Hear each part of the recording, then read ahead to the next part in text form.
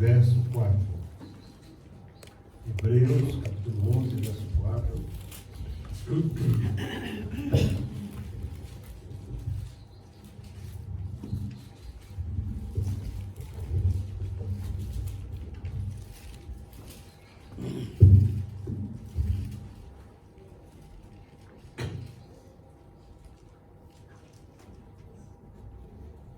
Pela fé, Abel ofereceu a Deus mais excelente sacrifício que Caim, pelo qual alcançou testemunho de que era justo, dando Deus testemunho de suas ofertas, e morto ainda fala por ela. Eu acho muito interessante como o Espírito Santo de Deus, ele nos constrange a nós entrarmos e ministrarmos dentro de alguns temas. E eu confesso que esse não é o tema que eu gosto mais. Estava vendo um famoso pregador no Brasil. É um pastor muito conhecido, muito respeitado. Era da Igreja Presbiteriana Reformada em Brasília. E ele foi convidado, depois de muitos anos, para mudar-se para a América. E eu fiz um pequeno comentário lá sobre a ida dele, e alguém repostou no meu comentário o seguinte, dizendo assim: todos os homens são falhos. Eu gostava muito do pastor Hernando Dias Lopes, até o dia que ele deu uma mensagem sobre oferta, parecia o Edir Macedo falando. Irmãos, o pastor Hernando Dias Lopes é um dos homens mais assim íntegros que eu conheço em termos de ministração da palavra de Deus. Então, falar de oferta na igreja é sempre um tema que é assim, bastante assim, sensível, né? E eu, via de regra, não gosto, mas esse dia o Espírito Santo tem me constrangido.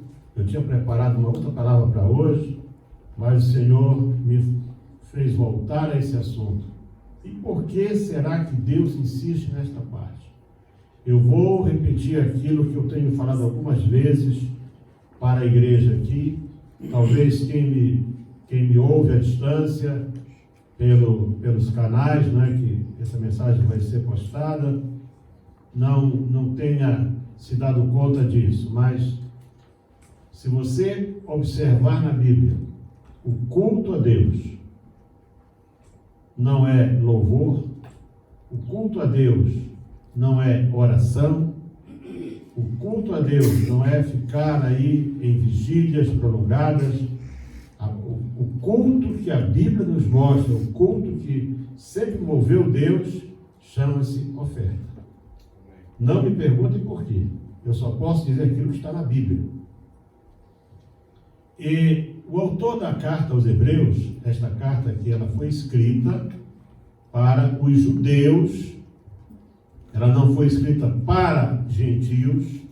Ela foi escrita especificamente para os judeus, os hebreus, descendentes de Abraão, que era uma carta de ensino e também uma carta evangelística. Você não vai encontrar em nenhuma das outras cartas referências tão profundas acerca da pessoa de Jesus, de que ele é o Cordeiro de Deus, enfim. Se você lê esta carta aos Hebreus, se você não é ainda um cristão na essência, você vai se tornar.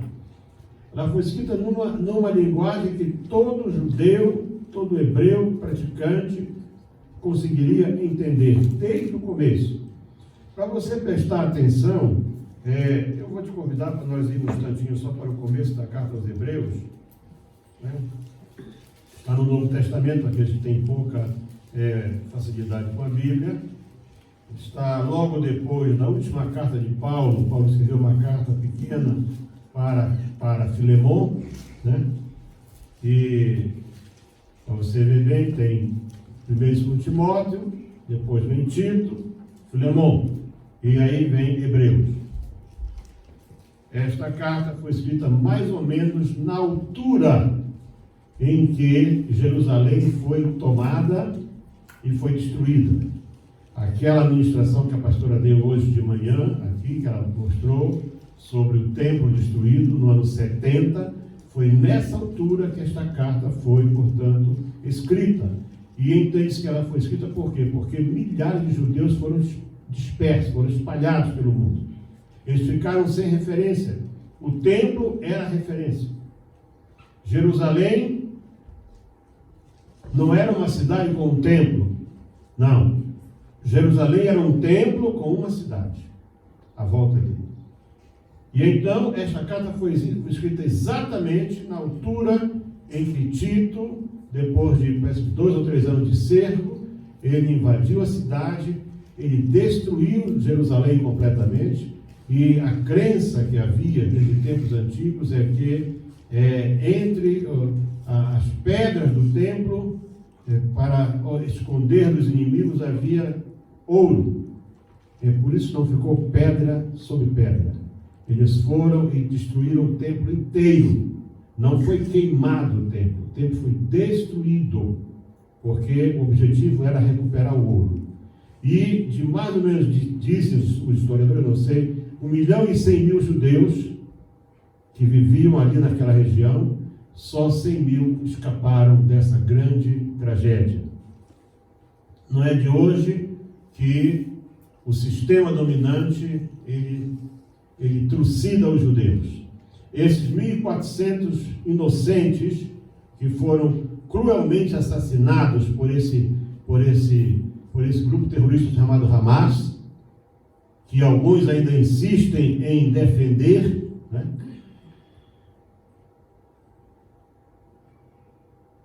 Não é de hoje isso aí. Se você observar, a Bíblia diz que até o fim guerras estão determinadas contra Israel. Então não é só uma guerra. Mas sabe uma coisa? Israel jamais será destruído. Israel jamais será tirado de Jerusalém. Nunca mais. Quando a Bíblia nos mostra que quando chegar aquele momento em que o mundo inteiro vai estar com os olhos focados sobre Jerusalém, hoje é o dia, de hoje eles não escapam, os judeus todos vão ser destruídos. Nesse dia eles vão ver o grande sinal no céu, que o homem descerá sobre muitas oliveiras e ele vai resgatar o seu povo. Amém. Mas assim começa a carta escrita, possivelmente por um grupo de homens, dos quais Paulo participou, Silas deve ter participado, outros homens escreveram essa carta, embora a parte dela que são mesmo tem a cara de Paulo, né? Havendo Deus, capítulo 1, verso 1 de Hebreus, havendo Deus, antigamente, falado muitas vezes e de muitas maneiras pelos pais, aliás, aos pais, pelos profetas, repetindo para não criar confusão, havendo Deus, antigamente, falado muitas vezes e de muitas maneiras aos pais pelos profetas, a nós falou-nos esses últimos dias pelo Filho, a quem constituiu herdeiro de tudo, por quem fez também o mundo. Então veja que só aqui nós temos a afirmação de que Jesus é o Filho de Deus e de que o mundo, Jesus participou da criação do mundo. Vejam só, em apenas 2 versículos. O qual, sendo o resplendor da sua glória e a expressa imagem da sua pessoa, e sustentando todas as coisas pela palavra do seu poder, havendo feito por si mesmo a purificação dos nossos pecados, assentou-se à destra da majestade nas alturas. Então aqui diz que Jesus, depois de ter expiado nossos pecados na cruz, ele subiu e assentou-se à direita de Deus. Veja quanta revelação está aqui. Aleluia. Isso era um choque para os judeus. Os judeus não conseguiam aceitar um outro Deus que não fosse Jeová. Feito tanto mais excelente do que os anjos, quanto herdou mais excelente nome do que eles. Porque a qual dos anjos disse jamais: tu és meu filho, hoje te gerei. Então vejam que o autor da carta, ele procura mostrar para os judeus que eles adoravam o templo, eles adoravam a lei, eles adoravam as cerimônias, eles eram, portanto, formalistas, que há algo melhor, há algo maior do que isso. E esse algo maior e melhor chama-se Jesus Cristo, o Rei dos Reis e o Senhor dos Senhores. Amém. Eu lhe serei por pai e ele me será por filho. E quando outra vez introduz no mundo o reino, diz: e todos os anjos de Deus o adorem. E quanto aos anjos diz: o que de seus anjos faz ventos e de seus ministros labareda de fogo. Mas do Filho diz: ó Deus, o teu trono subsiste pelos séculos dos séculos, cetro de equidade é o cetro do teu reino. Cetro é aquela, por exemplo, podia ser um bastão, é aquilo que os reis usavam, era o símbolo da sua autoridade. A Bíblia diz que quando Esther chega na porta, no átrio, da sala real, diz que o rei Artaxerxes, ele aponta o cetro para ela. Quer dizer, é o símbolo da autoridade. Então, eu quero recomendar a vocês, como dever de casa esta semana, que vocês leiam esta carta aos Hebreus. É uma leitura fácil. E eu não conheço outro livro na Bíblia, exceto nos Evangelhos, que é o livro de João, que nos traga uma descrição tão viva, tão simples e tão profunda do que é o Senhor Jesus, do que na carta escrita aos judeus dispersos pelo mundo. Dispersos. E no capítulo 4, e no capítulo 11, verso 4, nós temos, entre outras riquezas que tem esta carta, ele diz assim: pela fé, porque quando fala dos heróis da fé, o capítulo 11 da carta aos Hebreus que se conhece como a descrição dos grandes heróis da fé. O primeiro grande herói da fé não é Noé, é Abel. Pela fé, Abel. Por que o capítulo 11 é chamado de a galeria dos heróis da fé? Porque começa com a explicação bíblica do que é fé. Porque fé, segundo a Bíblia, é o firme fundamento das coisas que se esperam e a prova daquilo que não se pode ver. Então é assim que começa a fé. E a Bíblia diz assim: pela fé, Abel ofereceu a Deus mais excelente sacrifício que Caim, pelo qual alcançou o testemunho de que era justo, dando Deus testemunho de suas ofertas, e morto ainda fala por ela. Há uma referência bíblica que fala, dos dois justos, o primeiro justo que foi Abel, e o outro justo que foi, no Antigo Testamento, que foi Zacarias, que foi morto bem próximo ao altar. A atitude de Abel ao ofertar ao Senhor primícias, e primícias não foi primícias velhacas, não foram primícias secas, não foram primícias sei lá do que, não, foram primícias gordas.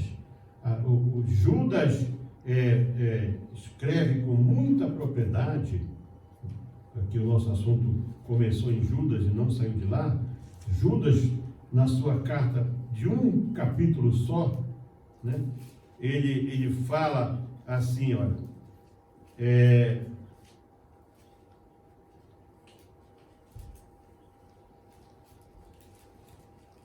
ai deles, porque entraram pelo caminho de Caim e foram levados pelo engano do prêmio de Balaão e pereceram na contradição de Coré, versículo 11 da carta de Judas.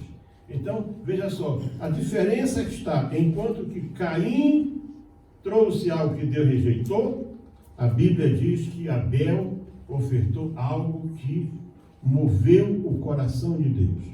E aprove, portanto, ao Espírito Santo usar Judas. Eu disse aqui na semana passada, eu vou repetir, dos irmãos de Jesus, 2 se tornaram apóstolos, Tiago e Judas. Tiago é aquele homem que ele estudou em Jerusalém, mas nenhum deles aceitava o Senhor, tanto que próximo de Jesus ser sacrificado, né, eles disseram, vamos amarrá-lo, ele está louco. Marcos descreve isso. Iriam amarrar Jesus. Não sei o que ia fazer com ele. Eu acho que naquele tempo era costume amarrar os doidos, né? Aquele lá que estava endemoniado lá de Gadara estava preso com corrente. Por isso, Judas, irmão mais novo de Jesus, ele alerta a igreja acerca do perigo que cercaria e que estava cercando e iria cercar o rebanho do Senhor, por conta de obreiros falsos. Desde o princípio da igreja, a igreja aqui, irmãos, ela estava começando.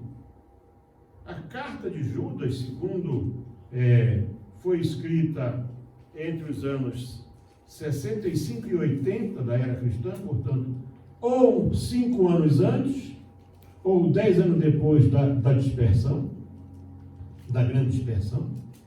Portanto, as feridas estavam muito fortes, né? O povo estava cercado. Se foi antes, o povo estava cercado em Jerusalém. Se foi depois, estava disperso.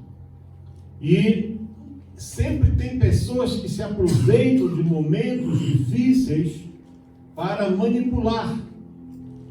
Eles são os manipuladores da palavra. Eles gostam de fazer jogo com a palavra de Deus, a fim de tirar vantagem. Esses líderes falsos, sem uma fé autêntica, como Judas disse, a fé que uma vez foi dada aos santos, aqui no versículo 3 da sua carta, aquela fé legítima, esses homens, eles mostram uma piedade que é falsa, como Paulo revelou quando escreveu a Timóteo. Mas no verso 11 dessa epístola, Judas, ele se refere, portanto, a Caim como o autor, né, o fundador dessa seita maligna de pessoas que acham que podem enganar Deus com ofertas que não têm uma origem boa. Então, essas pessoas que mesmo tendo... vejam só vocês, vamos supor, podia ter outras pessoas, não é? Não sabemos quanto tempo foi depois de terem sido expulsos.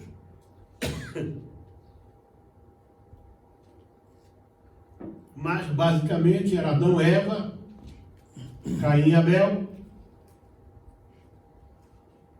Eu entendo que aqueles homens tinham um conhecimento e uma ciência que está além do nosso entendimento.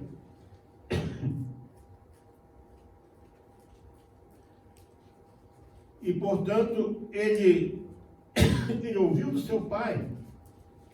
Ele ouviu do seu pai e da sua mãe como o mundo foi criado. Ele sabia que havia um Deus. E esse Deus era todo-poderoso, Deus santo. Deus que sabe, que não julga segundo a aparência. Glória a Deus. Ele tinha acesso direto a Deus. Mas ele foi dominado pela inveja. Eu estava dando uma vista de olhos neste assunto, e eu descobri, hoje é considerado um desvio de comportamento chamado narcisismo. O narcisismo, ele tem a sua origem, possivelmente, né, numa lenda grega, de um jovem chamado Narcisos. E esse moço, ele era um moço muito bonito, e ele, de repente, ele ficou apaixonado por ele mesmo. Ele não conseguia mais ver ninguém. E, segundo a lenda, ele gostou tanto dele que um dia ele viu a imagem dele na água, não sabia nadar, se jogou ali e morreu. Daí, a ciência moderna, né? Ela descreve o princípio desse desvio comportamental chamado narcisismo, quando a pessoa só vê a si própria, ela não consegue ver outra pessoa. Ela quer ser admirada, ela quer ser reconhecida. Eu acho que o primeiro narcisista da história foi Caim. Porque Deus aceitou a oferta de Abel e ele ficou furioso por isso.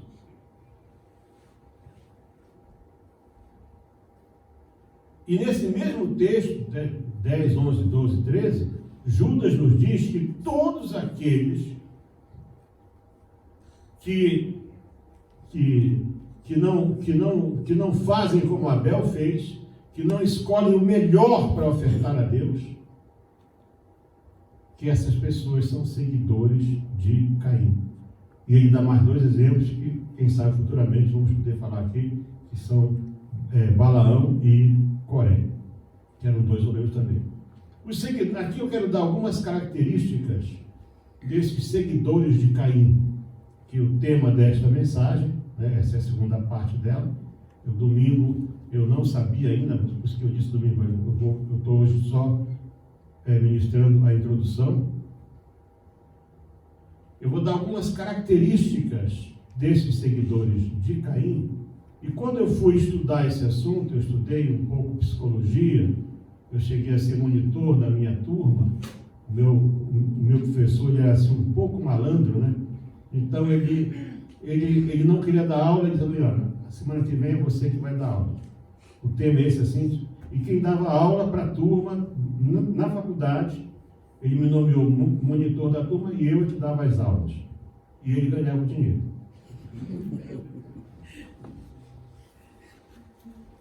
Mas é assim mesmo, né?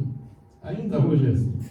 Então, os seguidores de Caim, primeira característica, os seguidores de Caim, eles abrem mão de um legítimo ministério profético em prol do lucro, do ganho e do poder material, tal qual fez o Balaão.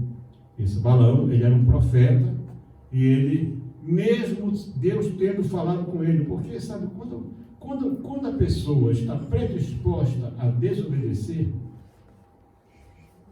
quem pregou para Caim foi Deus. Veja lá a pregação de Deus para Caim. Está bem no começo da Bíblia, capítulo 4 de Gênesis. Leia a pregação. Quem pregou para Balaão foi Deus. Mas Balaão estava tão cego pela possibilidade de ganhar dinheiro, que a mula dele é que viu o anjo.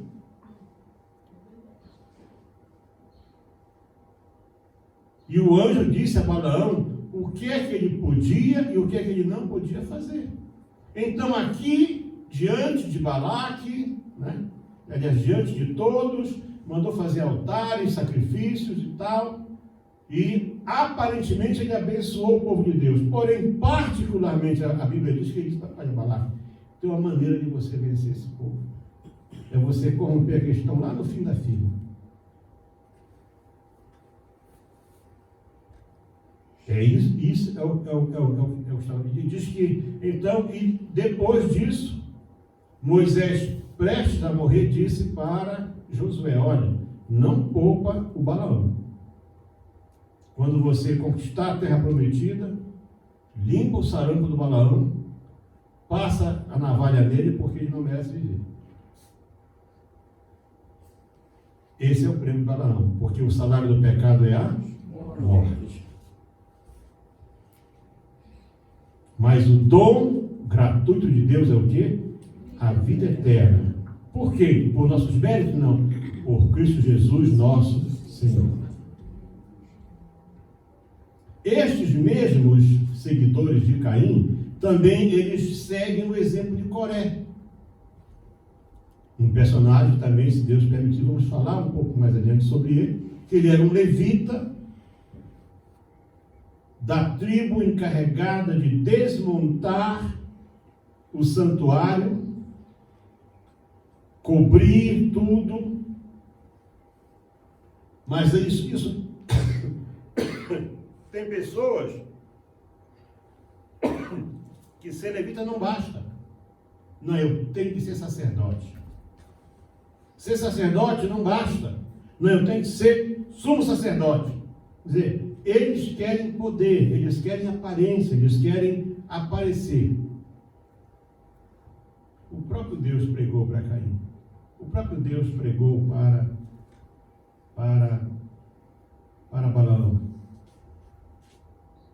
E Deus usou Moisés para pregar para Coré. Os obreiros que seguem pelo caminho de Caim, talvez você ouvindo agora comece já a identificar, são pastores que só cuidam de si mesmos. Eu vi um agora aí pedindo, irmãos, eu preciso de 100 milhões para poder pagar as dívidas, 100 milhões de reais, estão falando de 400 milhões de randes, para pagar umas dívidazinhas, e ele tem 2 fazendas que valem 200 milhões as duas. Por que ele não vende a fazenda dele, que ele comprou com dinheiro da igreja, para pagar essa conta? Por quê? Porque ele não é seguidor de Adonai. Adonai não é a referência dele, porque se Adonai fosse a referência dele, ele seria igual o Filho de Deus, que diz que aprendei de mim, que sou manso e humilde de coração. Vinde após mim, todos vós que estáis cansados, sobrecarregados e oprimidos, e eu vos aliviarei. Amém. Glória a Deus. O Filho de Deus não entrou em Jerusalém nem sequer numa mula. Ele entrou num jumentinho. Nunca se ouviu falar de um rei que tomou posse do seu reino montado num jumentinho, para mostrar para esses seguidores de Caim, até hoje no nosso meio, que há uma diferença muito grande entre eles e aqueles que seguem o Rei dos Reis e o Senhor dos Senhores. Amém. Um verdadeiro servo de Deus, um homem que quer, que realmente tem a essência da palavra e do compromisso com a verdade na sua vida, ele tem que mostrar pelo menos 3 condições. Ele tem que evidenciar na sua vida isso. Ele tem que ter um caráter irrepreensível e incorruptível, não se deixa corromper.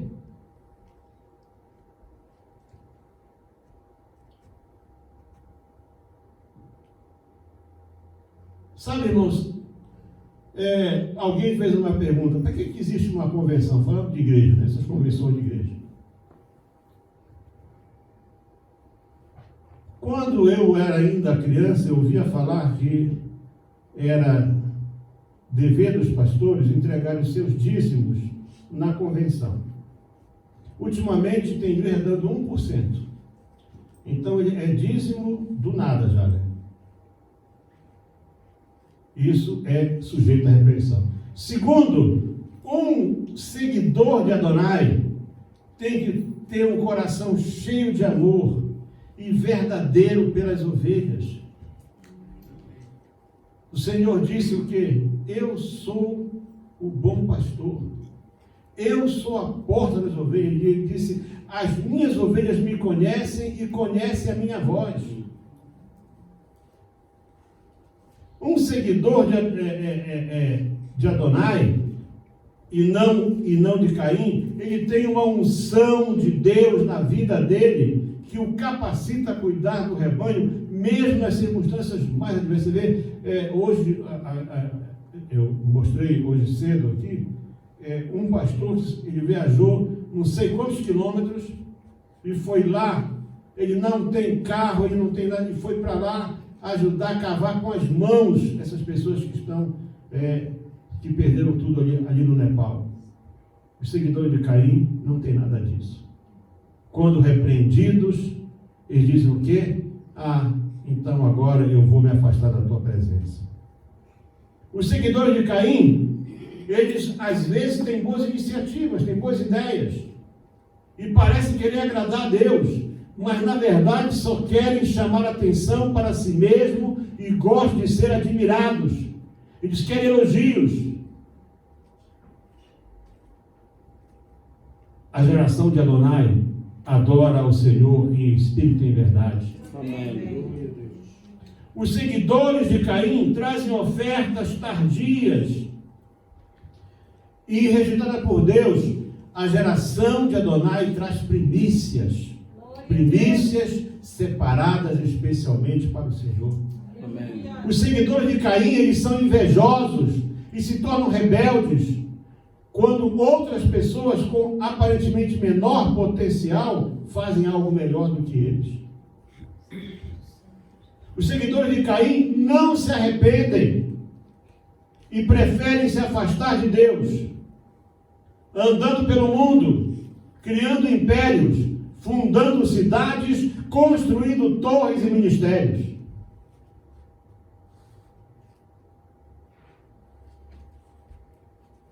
Teve um aí que criou a cidade mundial só para ele. Que não mora ninguém lá.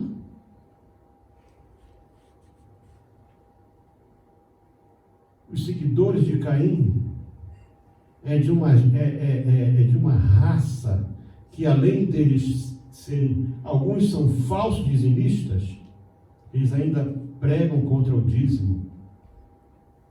Os seguidores de Caim, eles gostam de tocar trombeta quando ofertam. Os seguidores de Caim se acham melhores do que os outros. Os seguidores de Caim não se dão conta de que estão marcados para a condenação.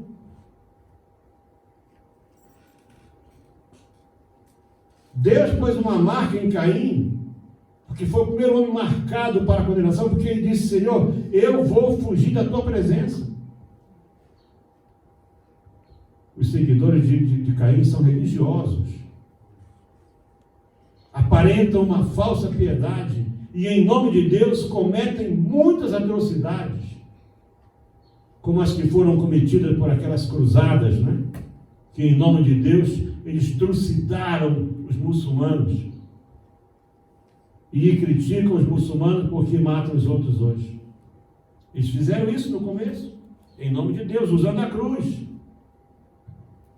Os seguidores de Caim são mais amigos de festas, de programações, de discursos, de banquetes, de deleites, do que de Deus. Os seguidores de Caim são amigos de César e querem sempre agradar os senhores deste mundo. Eles não querem de forma alguma opinar contra o mundo. Eles querem estar bem com o mundo. Seguidores de Caim são pessoas insatisfeitas e murmuradoras. Como está escrito aqui no verso 16 da carta de Judas, vamos ver o que está escrito aqui, ó. Estes são murmuradores, queixosos da sua sorte, andando segundo as suas concupiscências, e cuja boca diz coisas muito arrogantes, admirando as pessoas por causa do interesse. Quer dizer, eles são bajuladores. Judas afirma isso. Vive se queixando. São egoístas, desqualificam a mensagem da cruz. Judas afirma que os seguidores de Caim são cheios de si, são soberbos e arrogantes. Irmãos, não é questão de sentimento, mas sim é uma questão de fé. O caminho de Caim tem muitos seguidores através da história. Muitos. E o seguem até hoje. Agora, traz completou os 506 anos da Reforma.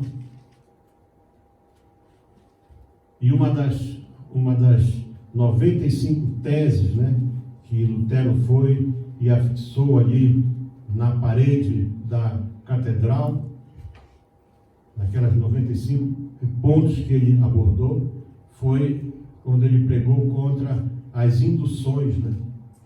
A pessoa pagava para ter seu pecado perdoado. Já viu? Quer dizer, isso é seguidor de Caim, que acha que oferta compra o favor de Deus.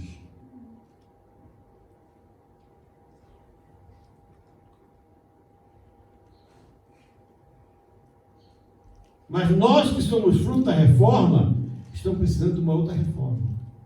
Porque o espírito de Caim continua dentro da igreja hoje, destruindo vidas, ministérios, destruindo lares.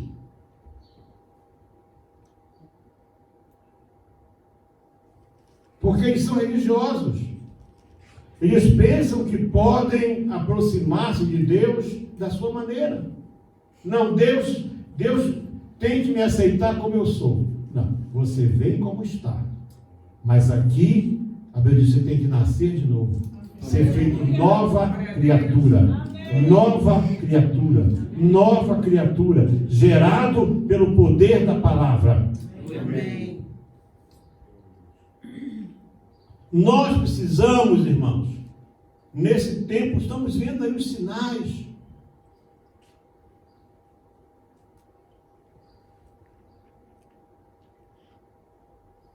Estão vendo os sinais. Alguém diz, agora com essa guerra a Turquia vai atacar, não sei o que. Pode acontecer, pode, sim, senhor, pode. Nós sabemos de onde vai vir a grande ordem de 200 milhões, sabemos de onde vai vir. Gog e Magog, Meseque e Tubal, né? que se identifica, né, portanto, talvez Rússia, China, Turquia e outras coisas mais. Pode ser. Mas quando essas coisas acontecerem, você tem que saber que elas estão acontecendo porque foram profetizadas. Seguidor de Caim, não. Quem vai abrir os braços para receber o anticristo dentro da igreja vai ser seguidor de Caim. Porque não crê na palavra da verdade. A Bíblia diz, Paulo escreveu na segunda carta aos Tessalonicenses, por isso Deus permite a operação do erro, porque não aceitaram o amor da verdade para se salvar. Por quê? Porque a verdade é humilde, a verdade é simples, a verdade é direta. A verdade é Deus, a verdade é Jesus Cristo. Ele disse, eu sou o caminho, a verdade e a vida. Amém. Não aceitaram o amor da verdade para se salvar. Por isso, vão acreditar na operação do erro. Você gosta de sinal? Vou mandar sinal. Você quer milagre? Vou fazer milagre.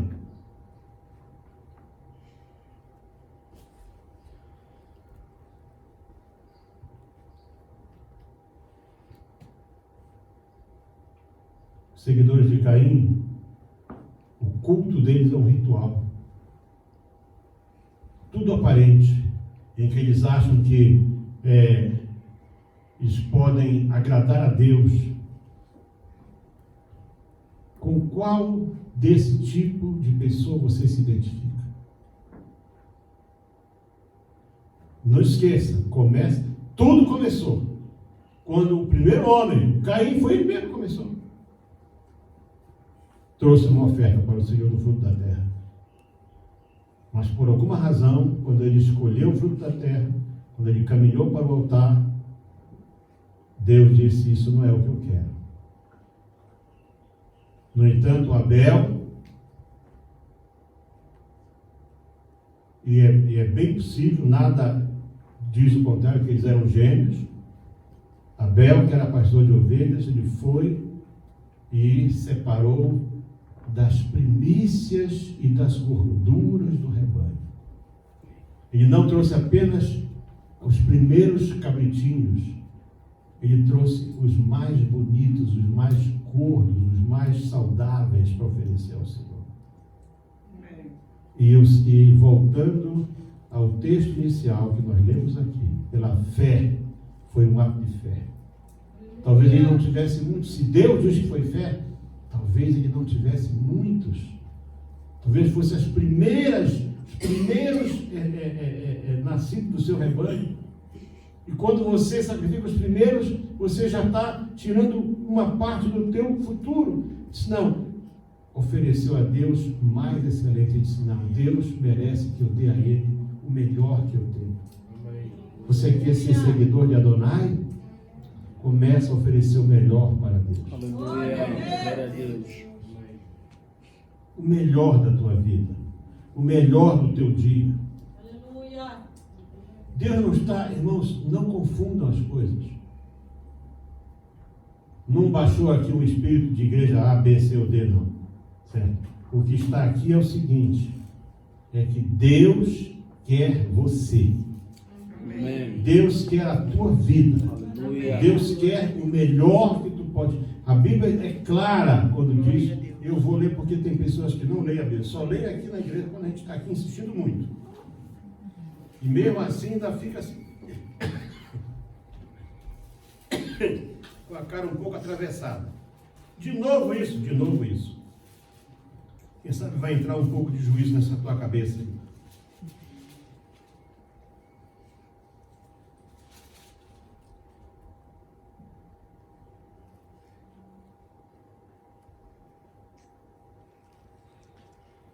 E Abel também trouxe dos primogênitos das suas ovelhas e da sua gordura, e atentou o Senhor para Abel e para a sua oferta. Mas, versículo 5 do capítulo 4 de Gênesis, mas para Caim e para a sua oferta não atentou, quer dizer, Deus não recebeu.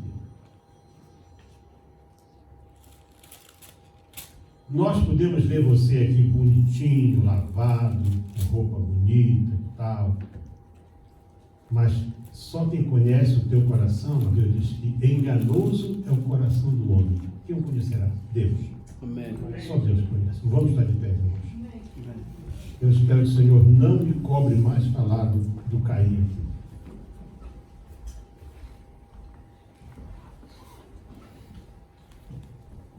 Mas se você quer ser um seguidor de Adonai, se você quer ser geração eleita, sacerdócio real, povo escolhido, deixa de lado o caminho de Caim. Amém. Entrega o teu caminho ao Senhor, confia nele e tudo fará. Aleluia. Eu fui visitar um empresário e no final, quando eu dei um abraço, eu soprei esse versículo na boca, bem no ouvido dele. Ah, não, já fiz isso, já estou assim. No outro dia, saiu uma foto dele aí com outra mulher na praia, que não era a esposa dele. Está no caminho de Adonai, né? Não basta dizer que é dele. Você tem que ser dele. Amém. Aleluia. Amém. Você tem que ser dele. Obrigado, Senhor Deus e Pai. Aleluia, Deus. Obrigado, Estamos na tua casa. Obrigado, Senhor, nos guarda, te peço, da indução, da manipulação, do caminho de Caim. Porque o caminho de Caim, Senhor, é aquele caminho espaçoso, Senhor. É aquele caminho das festas, aquele caminho, Senhor, do aparecer, do mostrar que tem mais, que pode mais, que sabe mais. Senhor, nos leva, ó Deus, a te conhecer como tu és na essência. Perdoa os nossos pecados, tira de nós todo engano, todo sentimento religioso, Senhor, que nos afasta do verdadeiro sentido do que é ser um cristão, do que é viver na tua presença. Deus Santo e Eterno, perdoa os nossos pecados. Quando vamos cercar a tua mesa, Senhor, perdoa os nossos pecados. Nos recebe na tua presença, Senhor. Desça a tua graça sobre nós e sobre a nossa casa e sobre tudo que é nosso, Senhor. Eu te peço em nome do Senhor Jesus. Amém. Sentemos, vamos à administração da ceia do Senhor. Eu penso que esta deve ser a última ou penúltima Santa Ceia. Vamos ter assim com pão e vinho, né? A próxima vai ser uma surpresa, mas não é do Caim, não.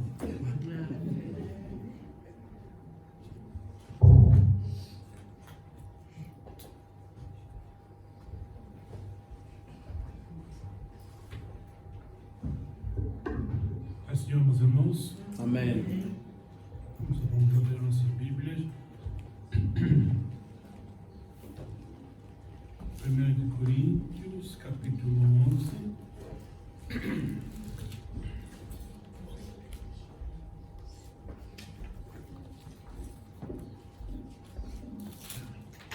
A partir do versículo 23, nossa leitura tradicional é vencida.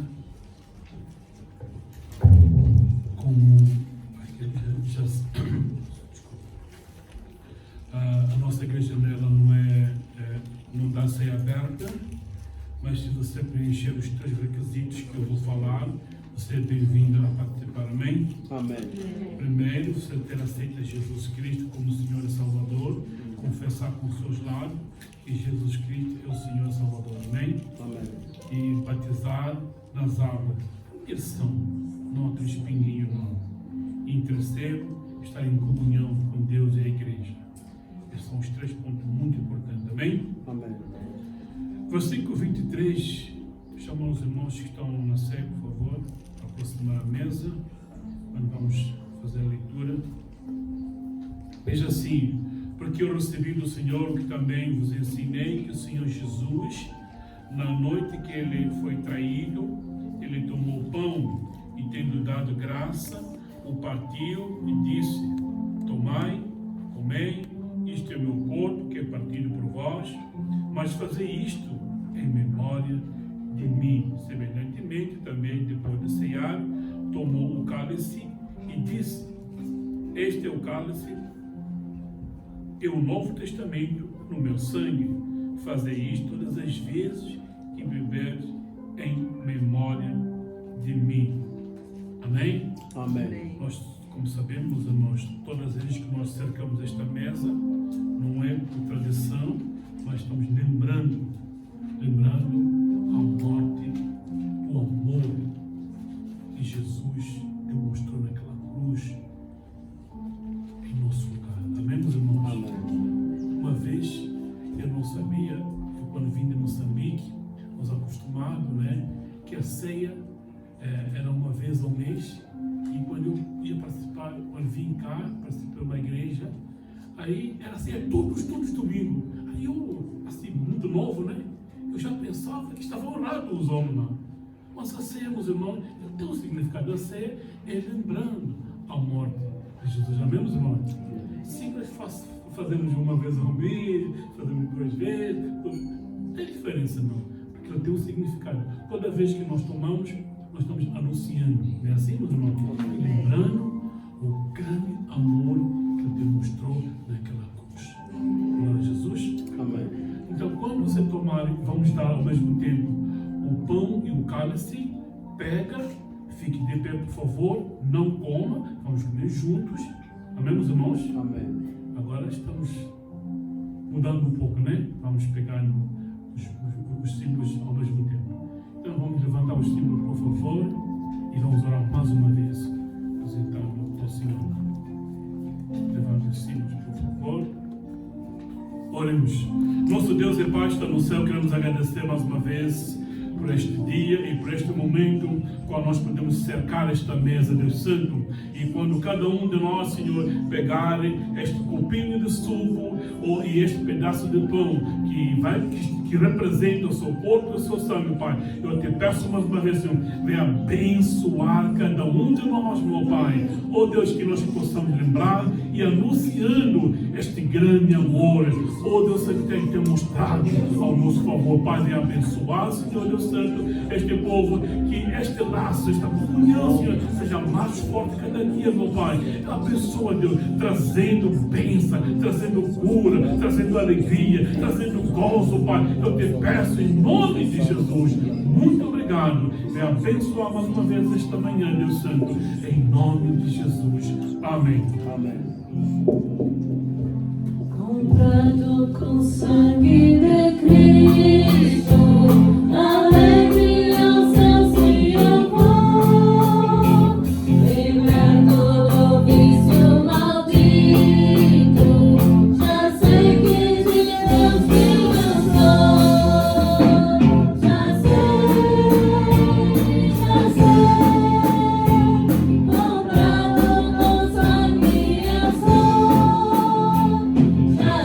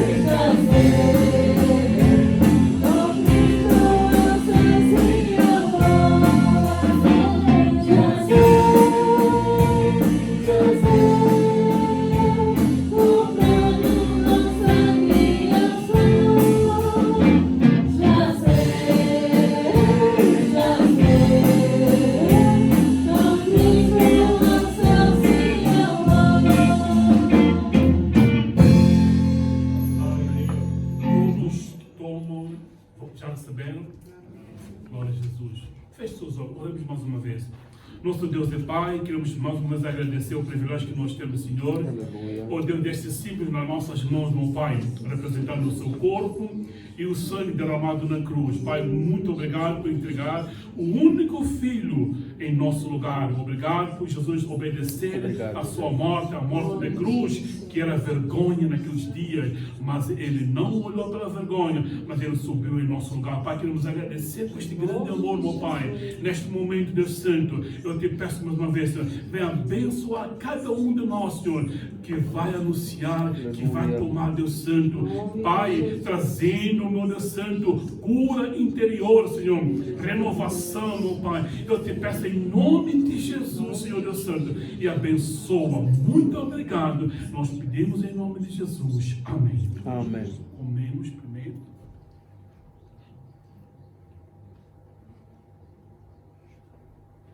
Ontem, sábado, houve um grande terremoto, 6,4 de magnitude, A escala Richter ela vai de 0 a 10, né?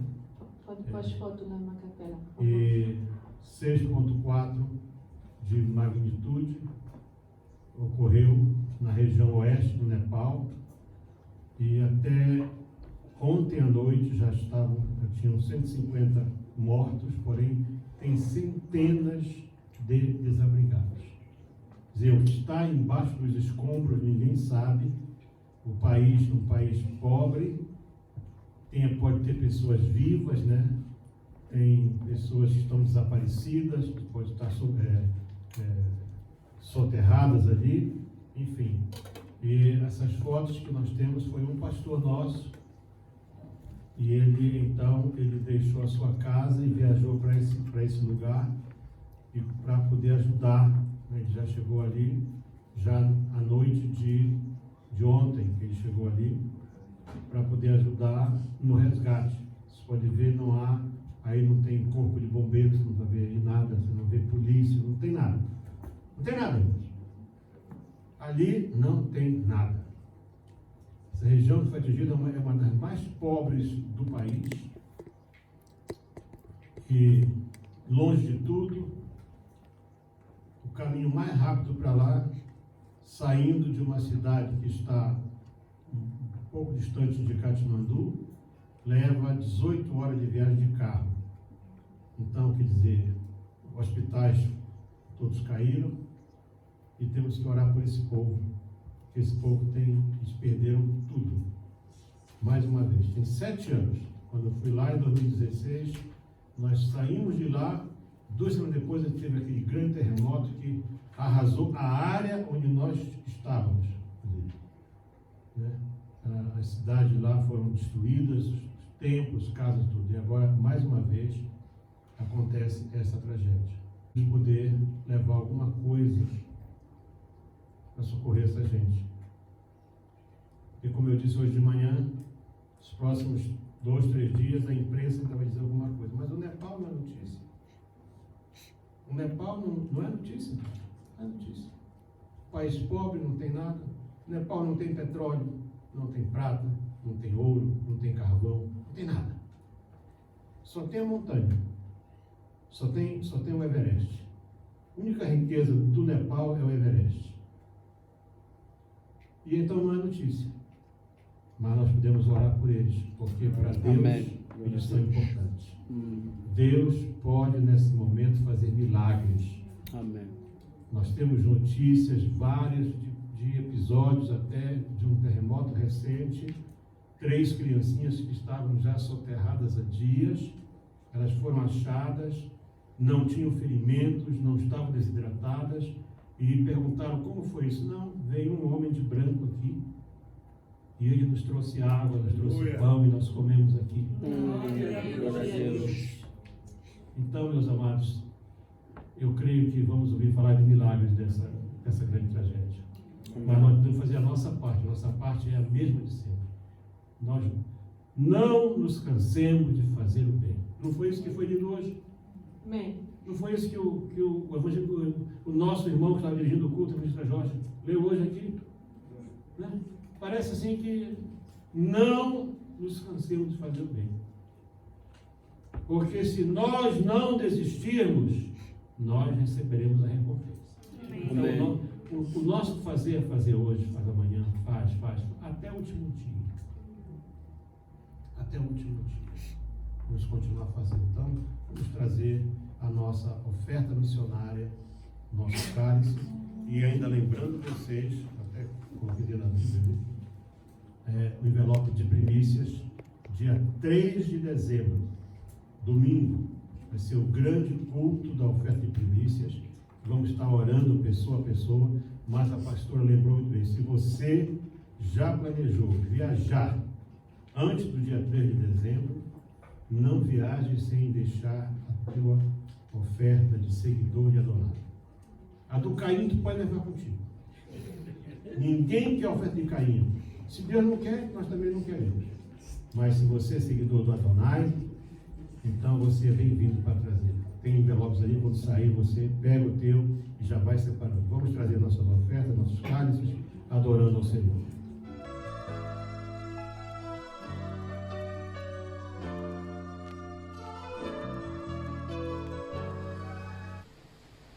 paz, pastor. Nessa tarde estou aqui em casa para ouvir, receber a cesta básica. E com isso eu quero agradecer a Deus pela vossa vida, por tudo quanto vocês têm lutado por nós aqui. Quero agradecer a Deus pela vida de pastor Gomes, mãe Rosa, pastor Júnior, junto com a sua família. Agradecer também a Deus na vida daqueles que têm nos ajudado. Estou a falar dos mantenedores que têm ajudado o pastor para que nos ajude também. Estão aqui, eu vim receber, estou aqui com o pastor Boné. Então já recebi a nossa cesta básica que o pastor tem enviado. Por isso quero agradecer muito a Deus. Deus continue vos abençoando.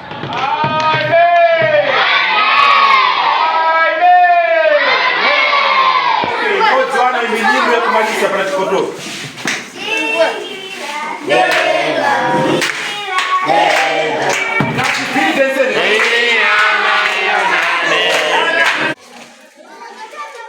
Muito bem, está pregando. Mas já para hoje não tem? Ok. E senta no coração uma chama chamada missão. Salvando nossas vidas, ouça este grito, irmão. Abra sua mão e estenda outro irmão. SOS África é o grito de uma multidão com pele diferente, mesmo cor no coração, que chora por socorro e espera por você, irmão. Se você possui fartura